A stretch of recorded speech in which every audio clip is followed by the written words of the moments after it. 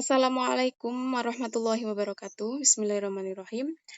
Puji syukur kita panjatkan kepada Allah Subhanahu wa Ta'ala, karena atas limpahan rahmat yang telah diberikan, kita bisa bertemu lagi dalam mata kuliah Pancasila, dalam mata kuliah pendidikan Pancasila.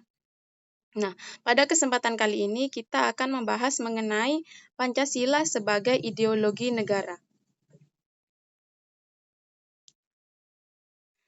Berbicara mengenai suatu ideologi, bahwa secara harfiah, arti ideologi itu sendiri yaitu sebuah ide atau yang dianggap sebagai gagasan atau bisa disebut juga konsep, serta cita-cita.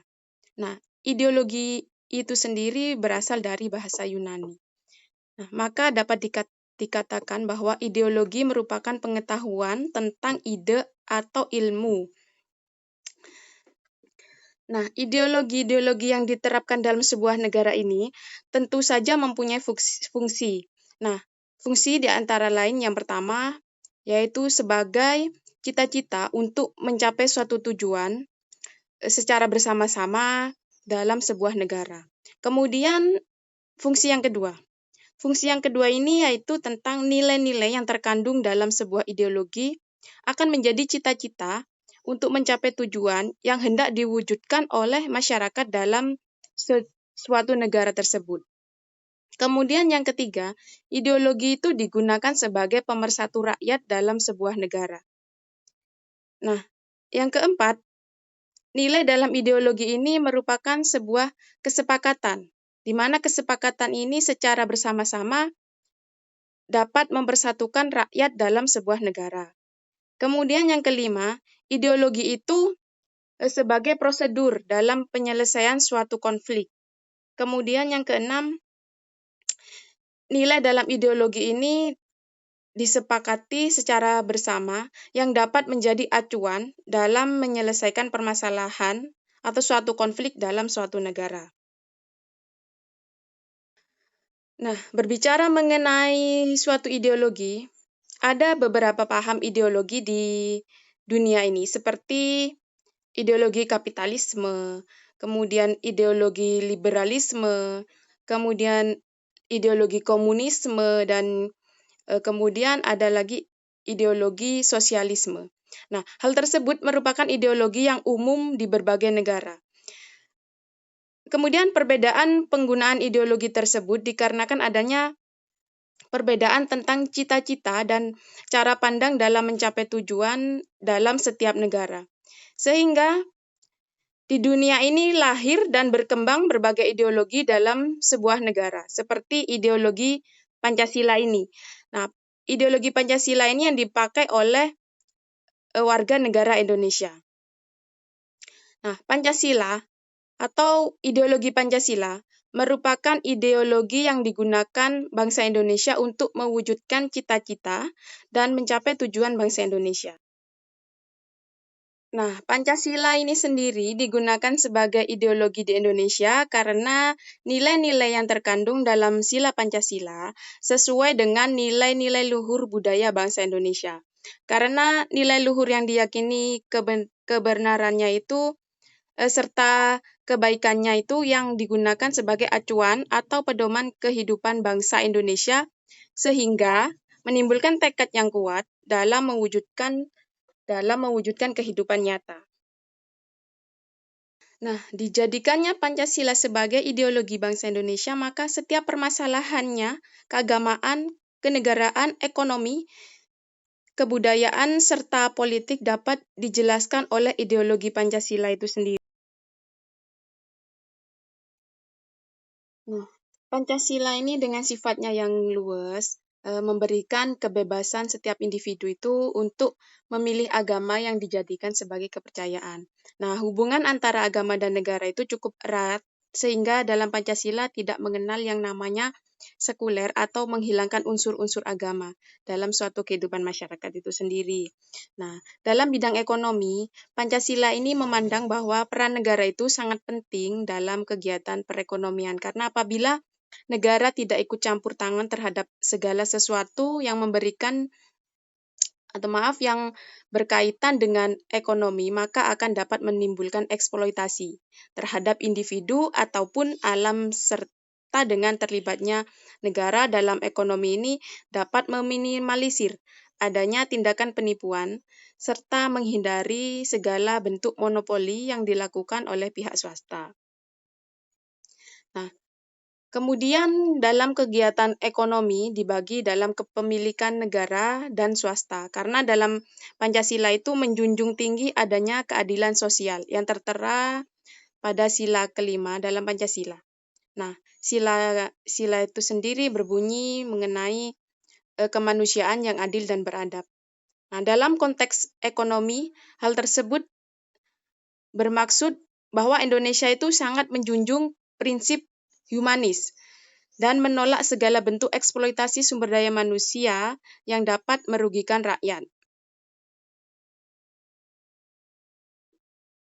Kemudian dalam bidang kebudayaan, khususnya pendidikan, Pancasila ini memandang bahwa semua rakyat itu berhak merasakan pendidikan dari sekolah dasar sampai dengan perguruan tinggi. Nah, serta Pancasila ini memberikan kebebasan mengembangkan suatu ide dan mendapatkan ilmu serta pengetahuannya. Nah, tujuan dari Pancasila dalam pendidikan itu adalah membentuk suatu masyarakat yang bertanggung jawab kepada Tuhan Yang Maha Esa, dan negara, serta membentuk akhlak yang mulia yang sesuai dengan kepribadian bangsa Indonesia. Seperti contoh di dalam sekolah ada mata pelajaran keagamaan. Atau contoh lain ada sekolah-sekolah khusus sekolah Katolik, sekolah Islam, dan lain sebagainya. Kemudian dalam bidang politik dan juga hukum, Pancasila itu menganut sistem politik yaitu demokrasi Pancasila. Nah, demokrasi yang didasarkan pada asas kekeluargaan ini serta musyawarah untuk mencapai mufakat dalam mewujudkan kesejahteraan rakyat. Nah, sistem politik yang digunakan dalam ideologi Pancasila ini juga mengakui setiap kebebasan individu, tetapi harus dengan rasa tanggung jawab, serta dalam demokrasi Pancasila tidak terdapat dominasi mayoritas atau minoritas ataupun sebaliknya. Nah, dalam sistem politik Pancasila menjunjung tinggi hak asasi manusia dan juga melindungi hak masyarakat yang menjadi minoritas. Misalnya contoh adanya partai politik untuk mendominasi dalam demokrasi Pancasila.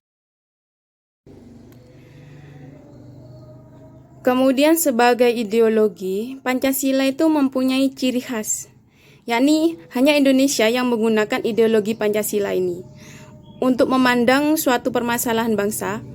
Nah, hal tersebut membedakan dengan bangsa lain yang menggunakan ideologi yang sama antar negara. Selain itu, Pancasila ini memiliki kekhasan, yaitu mampu menyatukan perbedaan baik etnis, ras, dan agama, yang dituangkan dalam sila ketiga yang berbunyi Persatuan Indonesia, di mana Indonesia itu merupakan negara dengan berbagai banyak suku, budaya, dan ras. Maka benar yang telah Pancasila ini dapat dikatakan sebagai ideologi yang sifatnya terbuka. Kenapa? Karena Pancasila itu memiliki sifat yang fleksibel dan dapat menyesuaikan dengan perkembangan zaman. Nah, selain itu, Pancasila merupakan cita-cita yang sudah hidup dalam masyarakat Indonesia, serta keberadaan Pancasila ini sebagai ideologi bangsa Indonesia tidak dipaksakan kepada rakyat Indonesia. Karena kenapa? Karena dari dulu, zaman nenek moyang, bangsa Indonesia itu sudah hidup berdasarkan nilai-nilai yang tertanam di Pancasila, yaitu hidup dalam bergotong royong, hidup dalam bermusyawarah untuk mencapai mufakat, dan lain sebagainya.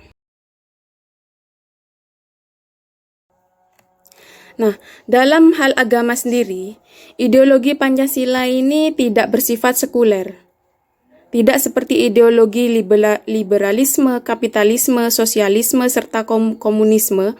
Nah, Pancasila ini menentang adanya ateisme atau tidak percaya keberadaan Tuhan, tidak seperti yang terjadi dalam ideologi liberalisme, kapitalisme, sosialisme, dan komunisme itu yang menganggap sah dan legal orang ateis.